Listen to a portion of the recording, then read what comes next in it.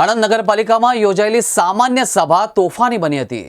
વિરોધ પક્ષના સભ્યોના વિરોધ વચ્ચે સત્તા પક્ષ દ્વારા બહુમતીના જોરે તમામ 89 કામો મંજૂર કરી દીધા હતા અને ગણતરીના સેકન્ડોમાં સભા આટોપી લીધી હતી।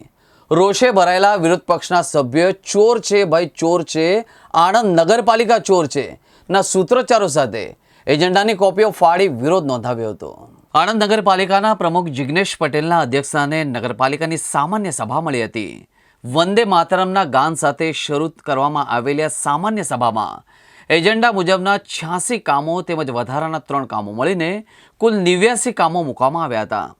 આ સામાન્ય સભામાં વિપક્ષ દ્વારા વિવિધ મુદ્દે વિરોધ કરવામાં આવ્યો હતો, પરંતુ સત્તા પક્ષે ગણતરીના સેકન્ડોમાં બહુમતીના જોરે તમામ એજન્ડા મંજૂર કરાવી દીધા હતા અને પાલિકાના પ્રમુખ, ઉપપ્રમુખ, ચીફ ઓફિસર અને સત્તાધારી પક્ષના સભ્યો સભાખંડ છોડી બહાર નીકળી ગયા હતા।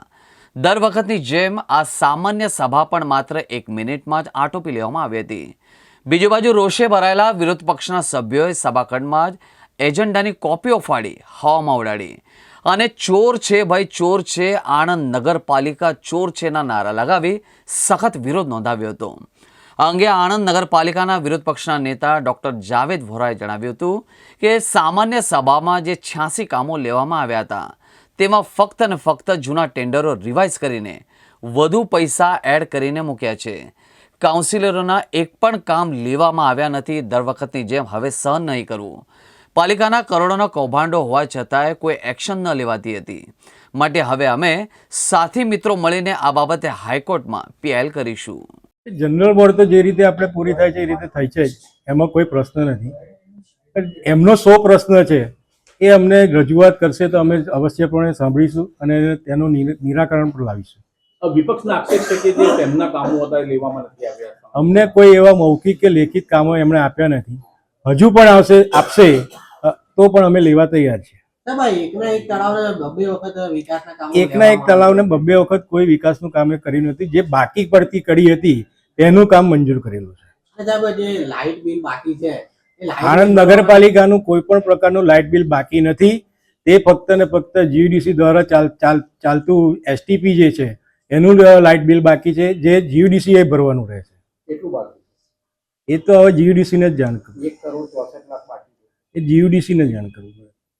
આણંદ નગરપાલિકાના નામે ફક્ત ને ફક્ત ચીફ ઓફિસર શ્રી આણંદ નગરપાલિકાના નામે એનું મીટર લગાવેલ હોય એટલા માટે આણંદ નગરપાલિકાનું તે બોલી શકે કે આ બિલ બાકી છે, બાકી એ બિલ છે જીયુડીસીનું।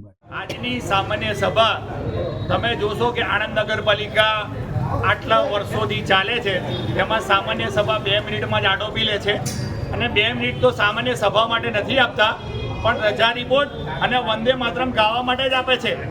આ સભાના હોદ્દેદારો પોતાની બહુમતીના જોરે વિરોધ પક્ષ તથા પોતાના અંગત લોકોને પણ દબાવીને કામ કરી રહ્યા છે એવું લાગી રહ્યું છે કે જે કોઈનું પણ સાંભળવા રાજી નહીં।